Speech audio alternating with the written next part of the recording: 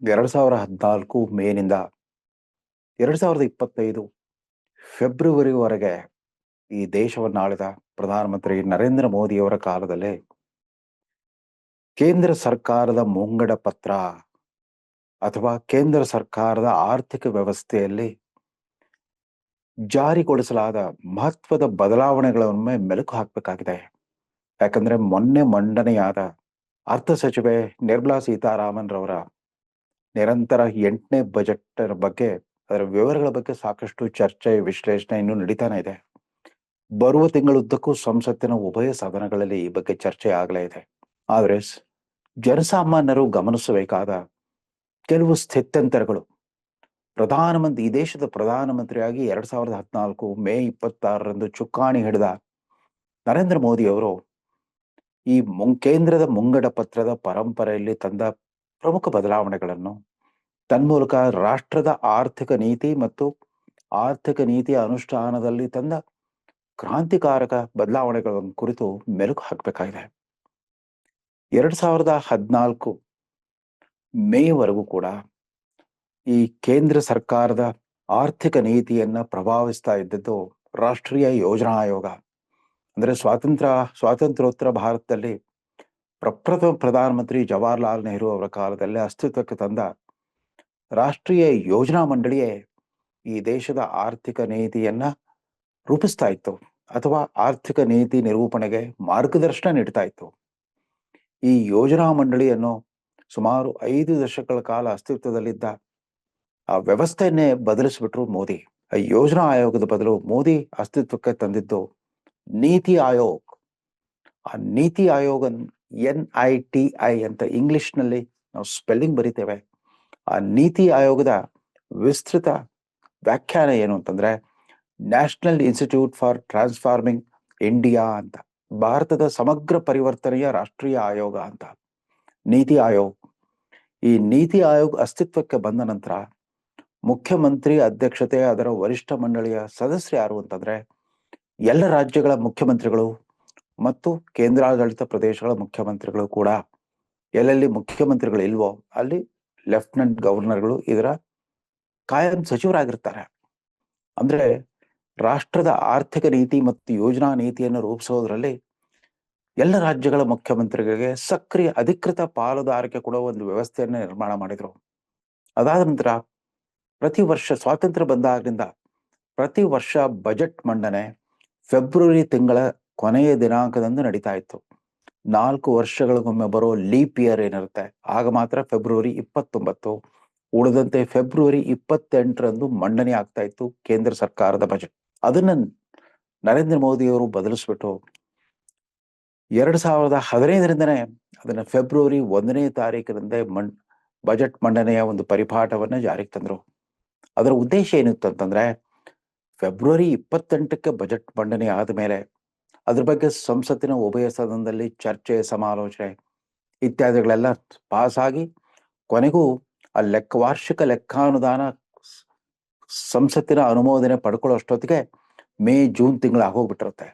ಹೀಗಾಗಿ ಪ್ರತಿ ವರ್ಷ ಏಪ್ರಿಲ್ 1ರಂದು ಶುರುವಾಗುವ ಹಣಕಾಸಿನ ವರ್ಷದ ಆರಂಭದಿಂದನೇ ಉದ್ದೇಶಿತ ಯೋಜನೆಗಳ ಅನುಷ್ಠಾನ ಶುರು ಮಾಡೋದು ಕಷ್ಟವಾಗ್ತಾ ಇತ್ತು.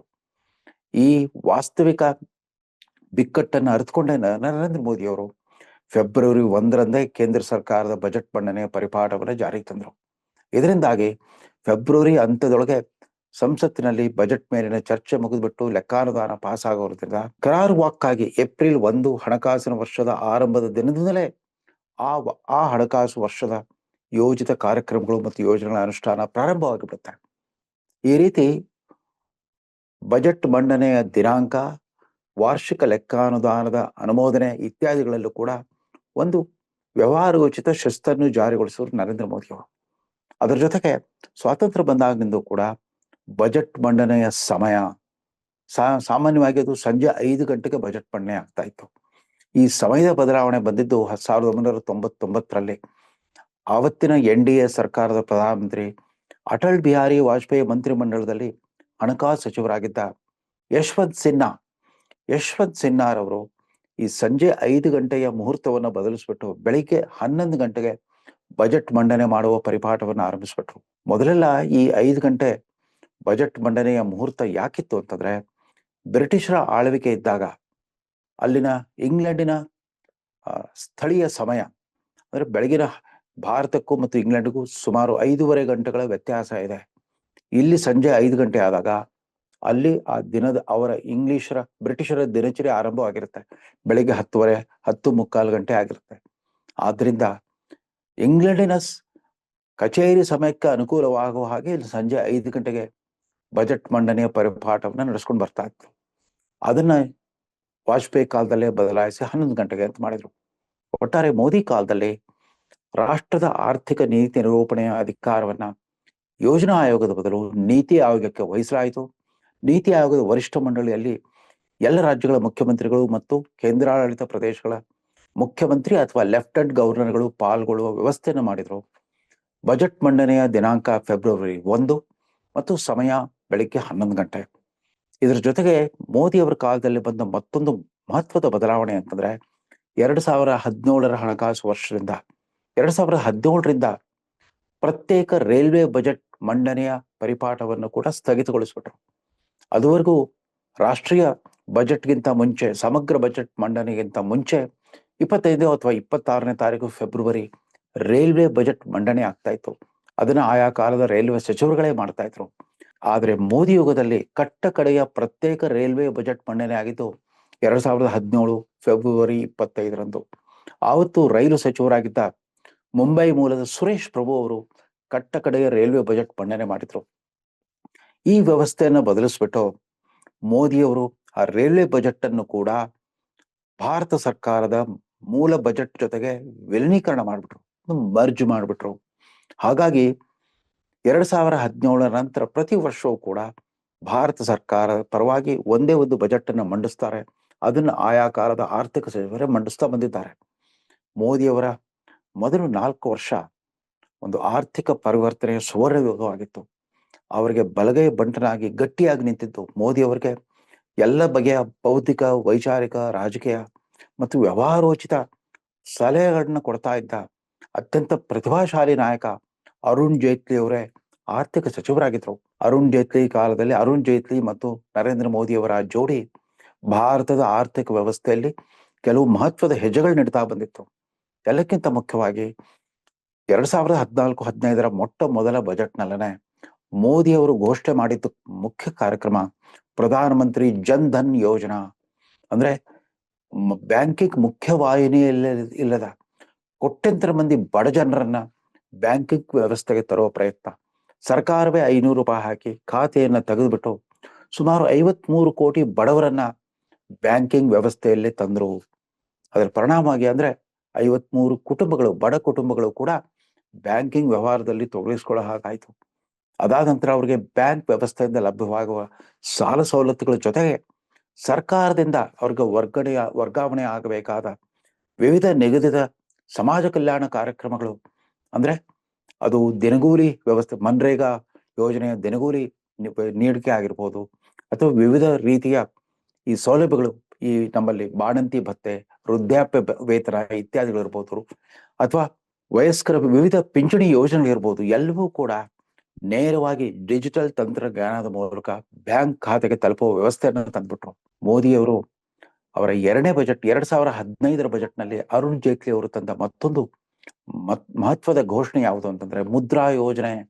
ಆ ಮುದ್ರಾ ಯೋಜನೆ ಸಾಂಪ್ರದಾಯಿಕ ಕುಲಕಸುಬುದಾರರು ಅಂತ ನಾವು ಯಾರನ್ನು ಪರಿಗಣಿಸ್ತಾ ಇದ್ವಿ, ಕುಶಲಕರ್ಮಿಗಳು, ಕುಲಕಸುಬುದಾರರು, ಸಣ್ಣ ಪುಟ್ಟ ಪೆಟ್ಟಿ ವ್ಯಾಪಾರಿಗಳು, ಆಟೋಮೊಬೈಲ್ ಗ್ಯಾರೇಜ್ ಇಟ್ಟಿರೋರು, ಲಾಂಡ್ರಿ ನಡೆಸ್ತಾ ಇರೋರು, ಅಥವಾ ಹೇರ್ ಕಟಿಂಗ್ ಸಲೂನ್ಗಳು ನಡೆಸ್ತಾ ಇರೋರು ಇತ್ಯಾದಿ ಬಹುತೇಕ ಕೆಳವರ್ಗದ ಜನರೇ, ವಂಚಿತ ಸಮುದಾಯಗಳ ಜನರು ಮತ್ತು ಧಾರ್ಮಿಕ ಅಲ್ಪಸಂಖ್ಯಾತರು, ಮುಸಲ್ಮಾನರೇ ನಡೆಸ್ತಾ ಇರೋ ಆ ಕಸುಬುಗಳೇನಿದ್ವು, ಆ ಕಸುಬುದಾರಿಕೆಗೆ ಪ್ರಾಶಸ್ತ್ಯ ಕೊಡೋದ್ರ ಮೂಲಕ ನರೇಂದ್ರ ಮೋದಿ ಅವರು ಆ ಮುದ್ರಾ ಯೋಜನೆಯನ್ನ ಅರುಣ್ ಜೇಟ್ಲಿ ಅವರ 2015ರ ಬಜೆಟ್ನಲ್ಲಿ ಜಾರಿಗೆ ತಂದರು. ಅದರ ಪ್ರಕಾರ 68% ಫಲಾನುಭವಿಗಳೆಲ್ಲರೂ ST, ST, OBC ಮತ್ತು ರಿಲಿಜಿಯಸ್ ಮೈನಾರಿಟಿ ಸಮುದಾಯಗಳಿಗೆ ಸೇರಿದವರಾಗಿದ್ರು. ಅಂದ್ರೆ ಅವರು ಬಡಿಗೆ ಕೆಲಸ ಮಾಡ್ತಿರ್ಬೋದು, ಕಮ್ಮಾರಿಕೆ ಮಾಡ್ತಿರ್ಬೋದು, ಅಥವಾ ಒಂದು ಇಸ್ತ್ರಿ ಅಂಗಡಿ ಇಟ್ಕೊಂಡಿರ್ಬೋದು. ಅವರೆಲ್ಲ ತಮ್ಮ ವ್ಯವಹಾರವನ್ನ ವಿಸ್ತರಿಸೋದಕ್ಕೆ, ಇನ್ನಷ್ಟು ಆರ್ಥಿಕವಾಗಿ ಸಶಕ್ತರಾಗ್ಲಿಕ್ಕೆ 50,000ದಿಂದ 10 ಲಕ್ಷ ರೂಪಾಯಿವರೆಗೆ ಸಾಲವನ್ನ ಯಾವುದೇ ಕೊಲ್ಯಾಟ್ರಲ್ ಜಾಮೀನು ಇಲ್ಲದೆ ಪಡೆಯುವಂತ ವ್ಯವಸ್ಥೆಯನ್ನು ತಂದಿದ್ರು. ಅದು ಕಳೆದ ವರ್ಷದ ವಾರ್ಷಿಕ ಬಜೆಟ್‌ನಲ್ಲಿ ಈ ಸಲ ಮೋದಿ ಸರ್ಕಾರ ಅಧಿಕಾರಕ್ಕೆ ಬಂದ ಮೇಲೆ ಪ್ರಪ್ರಥಮ ಸಚಿವ ಸಂಪುಟ ಸಭೆಯಲ್ಲೇನೆ ಈ 10 ಲಕ್ಷ ರೂಪಾಯಿ ಗರಿಷ್ಠ ಮಿತಿಯನ್ನು 20 ಲಕ್ಷಕ್ಕೆ ಏರಿಸಿದ್ರು. ಮುದ್ರಾ ಸ್ಕೀಮಿನ ಮೂಲಕ ಎಲ್ಲ ಬಗೆಯ ಸಾಂಪ್ರದಾಯಿಕ ಕುಲಕಸುಬುದಾರರಿಗೆ ನೇರವಾಗಿ ಆರ್ಥಿಕ ಬ್ಯಾಂಕ್‌ಗಳಿಂದಲೇ ಸುಲಭದ ಸಾಲ ಸೌಲಭ್ಯ ನಿರ್ಮಾಣವಾಯಿತು. ಮೋದಿಯವರ ದೃಷ್ಟಿಕೋನ ಅದು ಟಿಪಿಕಲ್ ಗುಜರಾತಿ. ಗುಜರಾತಿ ವ್ಯಾಪಾರಿ ದೃಷ್ಟಿಕೋನ ಇದೆಯಲ್ಲ, ಅಂದ್ರೆ ಅವರು ಸರ್ಕಾರದ ಹಣವನ್ನ ಸಾರ್ವಜನಿಕ ಸ್ವತ್ತನ್ನು ತೊಡಗಿಸೋದು ಎಲ್ಲಿ ಉದ್ಯೋಗ ಸೃಷ್ಟಿ ಇರುತ್ತೋ, ಎಲ್ಲಿ ಉತ್ಪಾದನಾ ಚಟುವಟಿಕೆ ಇರುತ್ತೋ ಅಲ್ಲಿ ಮಾತ್ರ ಕೇಂದ್ರ ಸರ್ಕಾರದಿಂದ ಧಾರಾಳವಾಗಿ ಅನುದಾನ ಸಿಗ್ತಾ ಹೋಗುತ್ತೆ ಹೊರತು ಬೇಕಾಬಿಟ್ಟಿಯಾಗಿ ಹಣ ಹಂಚುವ ವ್ಯವಸ್ಥೆಯನ್ನು ಮಾಡಲೇ ಇಲ್ಲ. ಎಷ್ಟೇ ತಮ್ಮ ಪ್ರತಿಪಕ್ಷಗಳಿಂದ ಎಷ್ಟೇ ಪ್ರಚೋದನೆ ಬಂದಾಗಲೂ ಕೂಡ ನೋಡಿ, ಕಳೆದ 1.5 ವರ್ಷದಿಂದ ವಿವಿಧ ರಾಜ್ಯ ಸರ್ಕಾರಗಳು ಅನಿವಾರ್ಯವಾಗಿ ಬರ್ತಾ ಬರ್ತಾ ಬಿಜೆಪಿ ಆಳ್ವಿಕೆ ಇರುವ ಸರ್ಕಾರಗಳಲ್ಲೂ ಕೂಡ ಈ ಕರ್ನಾಟಕದಿಂದ ಶುರುವಾದ ಗ್ಯಾರಂಟಿ ಸ್ಕೀಮ್ಗಳು ಜಾರಿಗೆ ಬಂದವು. ಅದರಲ್ಲೂ ವಿಶೇಷವಾಗಿ ನೇರವಾಗಿ ಇಂತಿಷ್ಟು ನಗದು ಹಣ ವಿತರಿಸುವಂತ ಒಂದು ವ್ಯವಸ್ಥೆ ಬಂತು. ಈ ಗ್ಯಾರಂಟಿ ನಗದು ಹಣ ವರ್ಗಾವಣೆ ವ್ಯವಸ್ಥೆ ಬಂದಾಗಲೂ ಕೂಡ ಮೊನ್ನೆ ನಿರ್ಮಲಾ ಸೀತಾರಾಮನ್ ಅವರು ಮಂಡಿಸಿದ ಬಜೆಟ್ನಲ್ಲಿ ಆ ಥರದ ಯಾವುದೇ ಗ್ಯಾರಂಟಿ ಅನುದಾನ ವಿತರಣೆ ಇಲ್ವೇ ಇಲ್ಲ. ಮೋದಿಯವರು ಮುಂಗಡ ಪತ್ರವನ್ನ ಯಾವತ್ತೂ ದಾನ ಪತ್ರವನ್ನಾಗಿ ಪರಿಗಣಿಸೋದೇ ಇಲ್ಲ. ಅದು ಎಷ್ಟೇ ಪ್ರಚೋದನೆ ಇರಲಿ, ಚುನಾವಣೆಯಲ್ಲಿ ಹಿನ್ನಡೆ ಆದೀತು ಅನ್ನೋ ಆತಂಕ ಇದ್ರೂ ಕೂಡ ಇದುವರೆಗೂ ಕೂಡ ಆಮಿಷವನ್ನ ತಡ್ಕೊಂಡಿಟ್ಟಿದ್ದಾರೆ. ಕನಿಷ್ಠ ಪಕ್ಷ ಕೇಂದ್ರ ಸರ್ಕಾರದ ಬಜೆಟ್, ತಮ್ಮದೇ ನೇತೃತ್ವವಿರೋ ಕೇಂದ್ರ ಸರ್ಕಾರದ ಬಜೆಟ್ನಲ್ಲಿ ಆ ಥರದ ಗ್ಯಾರಂಟಿ ಸ್ಕೀಮ್ಗಳು ತರೋ ಪ್ರಯತ್ನವನ್ನೇ ಮಾಡಿಲ್ಲ. ಅದ್ರ ಬದಲು ಪರೋಕ್ಷವಾಗಿ ಸಹಾಯಧನ ನೀಡಿಬಿಟ್ಟು ಅವರಿಗೆ ಆರ್ಥಿಕ ಸಾಮರ್ಥ್ಯ ತುಂಬುವ, ಸಬಲೀಕರಣ ಮಾಡುವ ಪ್ರಯತ್ನ ಮಾಡ್ತಾರೆ ಹೊರತು ಸರ್ಕಾರದ ಹಣವನ್ನ ಬೇಕಾಬುಟ್ಟಿಯಾಗಿ ಹಂಚುವಂತ ವ್ಯವಸ್ಥೆಯನ್ನು ಮಾಡ್ತಾ ಇಲ್ಲ. ಮೋದಿಯವರ ಆರ್ಥಿಕ ನೀತಿಯಲ್ಲಿ ಮತ್ತೊಂದು ಕ್ರಾಂತಿಕಾರಕ ಹೆಜ್ಜೆ ಅಂತಂದ್ರೆ, ಇದೇ ಮೊದಲ ಬಾರಿಗೆ ಒಬ್ಬ ಹೆಣ್ಣು ಮಗಳೊಬ್ಳು, ಅದು ಅರ್ಥಶಾಸ್ತ್ರದಲ್ಲಿ ಸ್ನಾತಕೋತ್ತರ ಪದವಿ ಪಡೆದಿರೋ ಒಬ್ಬ ಅನುಭವಿ ವಕ್ತಾರೆ, ಮೊದಲು ಭಾರತೀಯ ಜನತಾ ಪಕ್ಷದ ವಕ್ತಾರಿಯಾಗಿದ್ದ ನಿರ್ಮಲಾ ಸೀತಾರಾಮನ್ ರವರು ಸತತವಾಗಿ 6 ವರ್ಷಗಳಿಂದ ಹಣಕಾಸು ಸಚಿವ ಹುದ್ದೆಯಲ್ಲಿದ್ದಾರೆ. ನಿರಂತರವಾಗಿ 8 ಭಾರತ ಸರ್ಕಾರದ ಬಜೆಟ್ ಮಂಡನೆ ಮಾಡಿರುವ ದಾಖಲೆಯನ್ನು ಸೃಷ್ಟಿಸಿದ್ದಾರೆ. ಅಂದ್ರೆ ದೇಶದ ಆರ್ಥಿಕ ವ್ಯವಸ್ಥೆಯ ನಿಯಂತ್ರಣವನ್ನ ಒಬ್ಬ ಮಹಿಳಾ ಮಂತ್ರಿಗೆ ವಹಿಸಿರುವಂತ ಆ ಪರಂಪರೆ ಕೂಡ ಅತ್ಯಂತ ಅಭೂತಪೂರ್ವದ್ದು ಮತ್ತು ಕ್ರಾಂತಿಕಾರಕವಾದದ್ದು.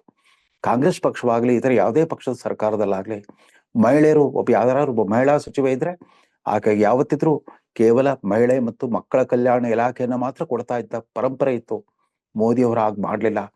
ಅಲ್ಲಿರೋ ಸುಮಾರು 13 ಜನ ಮಹಿಳಾ ಮಂತ್ರಿಗಳಿಗೆ ವಿವಿಧೋದ್ದೇಶದ ಇಲಾಖೆಗಳನ್ನು ವಹಿಸಿದ್ದಾರೆ. ಆದ್ರೆ ಆರ್ಥಿಕ ಸಚಿವಾಲಯವನ್ನ ನಿರಂತರವಾಗಿ ನಿರ್ಮಲಾ ಸೀತಾರಾಮನ್ ಅವರಿಗೆ ಒಪ್ಪಿಸಿದ್ದು ಮೋದಿಯವರ ಆ ಸಾಮಾಜಿಕ ದೃಷ್ಟಿಕೋನಕ್ಕೆ ಒಂದು ನಿದರ್ಶನದಂತಿದೆ.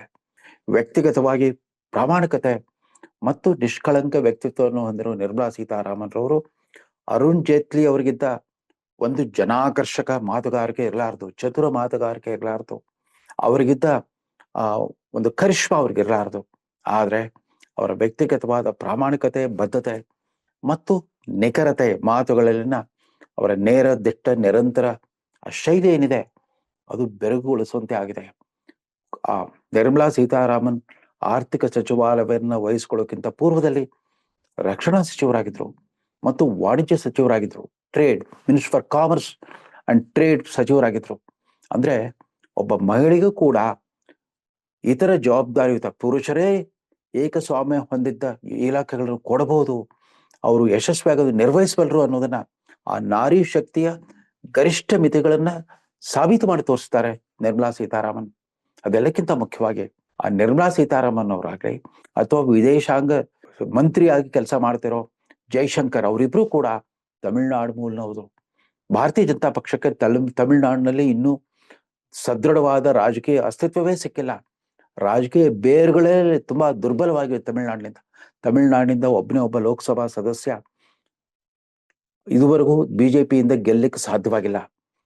ತಮ್ಮ ಪಕ್ಷಕ್ಕೆ ಶೂನ್ಯ ಪ್ರಾತಿನಿಧ್ಯವಿದ್ರೂ ಕೂಡ ಅಲ್ಲಿರೋ ಇಬ್ರು ಪ್ರತಿಭಾಶಾಲಿ ಮಂತ್ರಿಗಳಿಗೆ ಮಹತ್ವದ ಇಲಾಖೆಗಳನ್ನ ವಹಿಸ್ಕೊಟ್ಟಿದ್ದಾರಲ್ಲ ನರೇಂದ್ರ ಮೋದಿಯವರು. ಇದು ಮೋದಿಯವರ ಸಬ್ಕಾ ಸಾಥ್ ಸಬ್ಕಾ ವಿಕಾಸ್ ದೃಷ್ಟಿಕೋನಕ್ಕೆ ಮತ್ತೊಂದು ನಿದರ್ಶನ. ತಮ್ಮ ಪಕ್ಷಕ್ಕೆ ಪ್ರಾತಿನಿಧ್ಯ ಇರಲಿ ಇಲ್ಲದೆ ಇರಲಿ ಎಲ್ಲ ರಾಜ್ಯಗಳಿಗೂ ನ್ಯಾಯ ಸಲ್ಲಿಸಲೇಬೇಕನ್ನೋ ಒಂದು ದೃಷ್ಟಿಕೋನ ಮೋದಿಯವರಲ್ಲಿದೆ. ಅದೆಲ್ಲಕ್ಕಿಂತ ಕೊನೆಯದಾಗಿ ಮೋದಿಯವರ ದಶಕ ಏನಿತ್ತು, ಕಳೆದ ಒಂದು ದಶಕದಲ್ಲಿ ಮೋದಿಯವರು ಕೈಗೊಂಡ ಅತ್ಯಂತ ಕ್ರಾಂತಿಕಾರಕ ಆರ್ಥಿಕ ನಿರ್ಧಾರಗಳು ಅಂತಂದ್ರೆ 2016 ನವೆಂಬರ್ 8ರಂದು ಪ್ರಕಟಿಸಿದ ಆ ನೋಟ್ ಬ್ಯಾನ್, 500 ಮತ್ತು 1000 ರೂಪಾಯಿ ನೋಟುಗಳ ಅಮಾನ್ಯೀಕರಣ ಏನಿತ್ತು, ಅದರ ಬಗ್ಗೆ ಸಾಕಷ್ಟು ಟೀಕೆ ಟಿಪ್ಪಣಿಗಳು ಬಂದಿವೆ ನಿಜ. ಅದಾದ ನಂತರದ ಭಾರತ ಹೇಗಿದೆ, ನೋಟು ಅಮಾನ್ಯೀಕರಣದ ನಂತರ ಈ ಡಿಜಿಟಲ್ ಪೇಮೆಂಟ್ ವ್ಯವಸ್ಥೆ ಅದು ಸಾರ್ವತ್ರಿಕ ಆಗೋಗ್ಬಿಡ್ತು. ಇಡೀ ಪ್ರಪಂಚದ ಅತಿ ದೊಡ್ಡ ಡಿಜಿಟಲ್ ಪೇಮೆಂಟ್ ವ್ಯವಸ್ಥೆ ಅದು ಗೂಗಲ್ ಪೇ ಇರ್ಬೋದು, ಫೋನ್ ಪೇ ಇರ್ಬೋದು, ಭೀಮ್ ಆ್ಯಪ್ ಇರ್ಬೋದು, ವಿವಿಧ ಆ್ಯಪ್ಗಳ ಮೂಲಕ ಲೀಲಾಜಾಲವಾಗಿ ಹಣ ವರ್ಗಾವಣೆ ಮಾಡೋ ವ್ಯವಸ್ಥೆ. ಅನಕ್ಷರಸ್ಥ, ಅರಶಿಕ್ಷಿತ, ಬೀದಿ ಬದಿ ವ್ಯಾಪಾರಿಗಳು ಕೂಡ ಇವತ್ತು ಯಾರು ನಗದು ಹಣವನ್ನು ಕೇಳ್ತಾನೆ ಇಲ್ಲ. ಸ್ವಾಮಿ ಸ್ಕ್ಯಾನರ್ ನೋಡಿ, ಸ್ಕ್ಯಾನರ್ ನೋಡಿ, ಸ್ಕ್ಯಾನರ್ ನೋಡ್ಬಿಟ್ಟು ಸ್ಕ್ಯಾನ್ ಮಾಡಿಬಿಡಿ ಅಂತ ಹೇಳ್ತಾರೆ. ಅಂದ್ರೆ ಖಾಸಗಿ ಆರ್ಥಿಕ ವ್ಯವಹಾರಗಳಲ್ಲೂ ಕೂಡ ಒಂದು ಉತ್ತರದಾಯಿತ್ವವನ್ನ ತಂದುಬಿಟ್ರು. ಯಾಕಂದ್ರೆ ಸ್ಕ್ಯಾನ್ ಮಾಡಿರೋ ಪ್ರತಿಯೊಂದು ರೂಪಾಯಿ ಕೂಡ ನಿಮ್ಮ ಬ್ಯಾಂಕ್ ಖಾತೆಯಲ್ಲಿ ರೆಕಾರ್ಡ್ ಆಗೋಗ್ಬಿಡುತ್ತೆ, ದಾಖಲೆ ಆಗೋಗ್ಬಿಡುತ್ತೆ. ಆರ್ಥಿಕ ವ್ಯವಹಾರಗಳ ಸಮಗ್ರ ದಾಖಲೀಕರಣದ ವ್ಯವಸ್ಥೆ ಅದು ಮೋದಿ ಅವರ ಕಾಲದ ಅತಿ ದೊಡ್ಡ ಯಶಸ್ಸು. ಆಮೇಲೆ ನೋಟ್ ಬ್ಯಾನ್ ಮಾತ್ರ ಅದು ಏಕಮಾತ್ರ ಹೆಜ್ಜೆ ಆಗಿರಲಿಲ್ಲ, ಅದರ ಜೊತೆಗೆ 4 ಮಹತ್ವದ ಕಾನೂನುಗಳನ್ನ ತಂದ್ರು. ಹಣಕಾಸು ಇಲಾಖೆಗೆ ಸಂಬಂಧಪಟ್ಟಂತೆ ಕಾನೂನುಗಳು, ಅದ್ರಲ್ಲಿ ಬಹಳ ಮುಖ್ಯವಾದದ್ದು ರೇರಾ ಕಾನೂನು, ರೇರಾ ಆಕ್ಟ್. ಅಂದ್ರೆ ಈ ನಗರ ಪ್ರದೇಶದ ಬಿಲ್ಡರ್ಗಳು, ಡೆವಲಪರ್ಗಳು ಗ್ರಾಹಕರಿಗೆ ವಂಚಿಸ್ತಾ ಇದ್ರು ಅನ್ನೋ ಆರೋಪಗಳು ಕೇಳಿ ಬಂದಾಗ ಅವ್ರ ಮೇಲೆ ನಿಗಾ ಇಡ್ಲಿಕ್ಕೆ ರೇರಾ ಕಾನೂನನ್ನ ತಂದ್ರು. ಇವತ್ತು ಎಲ್ಲ ರಾಜ್ಯಗಳಲ್ಲಿ ಕೂಡ ರೇರಾ ಪ್ರಾಧಿಕಾರಗಳಿದೆ. ಅದಾದ ನಂತರ ಮನಿ ಲಾಂಡ್ರಿಂಗ್ ಆಕ್ಟ್, ಅಂದ್ರೆ ಹವಾಲಾ ವಹಿವಾಟು ಏನಿತ್ತು ಅದನ್ನ ನಿಯಂತ್ರಿಸಲಿಕ್ಕೆ ತಿದ್ದುಪಡಿಯನ್ನ ತಂದ್ರು, amendment to money laundering act. 3ನೇದು regulation of benami properties act, benami ಆಸ್ತಿ ಪಾಸ್ತಿಗಳ ನಿಯಂತ್ರಣಕ್ಕೋಸ್ಕರ ಒಂದು ಕಟ್ಟುನಿಟ್ಟಾದ ಕಾಯ್ದೆಯನ್ನು ತಂದ್ರು. 4ನೇದು ಬ್ಯಾಂಕ್ರಪ್ಟಿ ಅಂಡ್ ಇನ್ಸಾಲ್ವೆನ್ಸಿ ಕೋಡ್. ಯಾರ್ಯಾರು ಸಾವಿರಾರು ಕೋಟಿ ಬ್ಯಾಂಕ್ಗಳಿಂದ ಸಾಲ ಪಡೆದು ದಿವಾಳಿ ಘೋಷಿಸ್ತಾ ಇದ್ರು, ಬ್ಯಾಂಕ್ಗಳನ್ನ ಮುಳುಗಿಸುವಂತ ಒಂದು ಕೆಟ್ಟ ಸಾಹಸ ಕೆಳೆದಿದ್ರು, ಅಂತ ಖ್ಯಾತನಾಮ ಕೈಗಾರಿಕೋದ್ಯಮಿಗಳು ಕೂಡ ದೇಶ ಬಿಟ್ಟು ಪರಾರಿಯಾಗುವಂತ ಒಂದು ವಾತಾವರಣ ನಿರ್ಮಾಣ ಮಾಡಿದ್ರು. ಸೊ ನೋಟ್ ಬ್ಯಾನ್ ಜೊತೆಗೆ ತಂದ ಈ 4 ಕಠಿಣ ಕ್ರಮಗಳಿಂದಾಗಿ ವಿಜಯ್ ಮಲ್ಯರಂತ ಖ್ಯಾತನಾಮರಾಗ್ಲಿ, ಆ ಮೆಹುಲ್ ಚೋಕ್ಸಿ, ಲಲಿತ್ ಮೋದಿ ಇತ್ಯಾದಿಗಳೆಲ್ಲ ಇವತ್ತು ವಿದೇಶದಲ್ಲಿ ನಿರಾಶ್ರಿತರಾಗಿದ್ದಾರೆ. ಯಾವುದೇ ಕ್ಷಣಗಳಲ್ಲೂ ಕೂಡ ಅವರು ಸ್ವದೇಶಕ್ಕೆ ವರ್ಗಾವಣೆ ಆಗ್ಬಿಟ್ಟು ಅವರು ಕಾನೂನು ಕ್ರಮವನ್ನು ಎದುರಿಸುವಾಗುತ್ತೆ. ಈ ರೀತಿ ಸಾವಿರಾರು ಕೋಟಿ ಬ್ಯಾಂಕ್ಗಳನ್ನು ಮುಳಿಸಿದ ಅನೇಕ ಖ್ಯಾತನಾಮರುಗಳೆಲ್ಲ ಸ್ವದೇಶದಲ್ಲಿ ಸಿಕ್ಕಾಕೊಂಡಿರೋಲ್ಲ ಜೈಲು ವಾಸ ಅನುಭವಿಸಿ ಬೇಲ್ ಪಡ್ಕೊಂಡು ಹೊರಗಿದ್ದಾರೆ. ಮೋದಿ ಯಾವತ್ತು ಮುಂಗಡ ಪತ್ರವನ್ನ ದಾನ ಪತ್ರವಾಗಿ ಪರಿಗಣಿಸ್ತಾ ಇಲ್ಲ, ಪನಿವಾರ ಹಂಚಿದಂಗೆ ಇಂತಿಂತ ವರ್ಗಕ್ಕೆ ಇಂತಿಷ್ಟು ಅಂತ ಹಂಚ್ತಾ ಹೋಗ್ತಾ ಇಲ್ಲ. ಇರಬಹುದು ಈ ವರ್ಷದ ಬಜೆಟ್ ನಲ್ಲಿ ಬಿಹಾರ್ ರಾಜ್ಯಕ್ಕೆ ಒಂದಿಷ್ಟು ವಿಶೇಷ ಅನುದಾನಗಳನ್ನು ಕೊಟ್ಟಿದ್ದಾರೆ. ಕರ್ನಾಟಕದಲ್ಲಿ ಕಳೆದ 5 ವರ್ಷಗಳಿಂದ ಸಾಮಾಜಿಕ ನ್ಯಾಯತೆ ಅಸಮಾನತೆ ಬಗ್ಗೆ ಮಾತಾಡ್ತಾ ಬಂದಿರೋರು, ಪ್ರಾದೇಶಿಕ ಅಸಮಾನತೆ ಬಗ್ಗೆ ಭೀಕರ ಭಾಷಣವನ್ನು ಬಿಗಿಯೋರೆಲ್ಲ, ಸ್ವಾತಂತ್ರ್ಯ ಬಂದಾಗಿನಿಂದ ನಿರಂತರವಾಗಿ ನಿರ್ಲಕ್ಷ್ಯಕ್ಕೊಳಗಾದ ಬಿಹಾರದಂತಹ ಹಿಂದುಳಿದ ರಾಜ್ಯಗಳಿಗೆ ಒಂದಷ್ಟು ವಿಶೇಷ ಆದ್ಯತೆ ಕೊಟ್ಟು ಕೈ ಹಿಡಿದು ಮೇಲೆತ್ತಿದ್ರೆ ಅದ್ರ ಬಗ್ಗೆ ಯಾಕೆ ಹಗುರವಾಗಿ ಮಾತಾಡಬೇಕು? ನಿಮಗೆ ಸಾಮಾಜಿಕ ಅಸಮಾನತೆಯಲ್ಲಿ ಮೀಸಲಾತಿ ಬೇಕೇ ಬೇಕು, ಆದರೆ ಪ್ರಾದೇಶಿಕ ಅಸಮಾನತೆ ನಿವಾರಣೆಗೆ ಕೆಲವು ಹಿಂದುಳಿದ ರಾಜ್ಯಗಳಿಗೆ ವಿಶೇಷ ಅನುದಾನ ಕೊಟ್ರೆ ಆ ಬಗ್ಗೆ ಹಗುರವಾಗಿ ಮಾತಾಡ್ತೀರಾ? ಎಲ್ಲ ಒಂದ್ ಕಡೆ ನಾವು ಆರ್ಥಿಕ ವಿಚಾರಗಳಲ್ಲಿ, ಅಭಿವೃದ್ಧಿ ವಿಚಾರಗಳಲ್ಲಿ ನಮ್ಮ ಸಂಕುಚಿತ ದೃಷ್ಟಿಕೋನವನ್ನ ಕೈಬಿಡಬೇಕಾಗಿದೆ. ರಾಜಕೀಯ ಪೂರ್ವಾಗ್ರಹಗಳನ್ನ ಬಿಟ್ಟು ತೆರೆದ ಮನಸ್ಸಿನಿಂದ ಇವುಗಳ ವಿಶ್ಲೇಷಣೆ ಮಾಡಬೇಕಾಗಿದೆ ಅಂತ ಹೇಳ್ತಾ ಈ ಸಂಚಿಕೆಯನ್ನು ಮುಗಿಸ್ತಾ ಇದ್ದೇನೆ. ನಮಸ್ಕಾರ.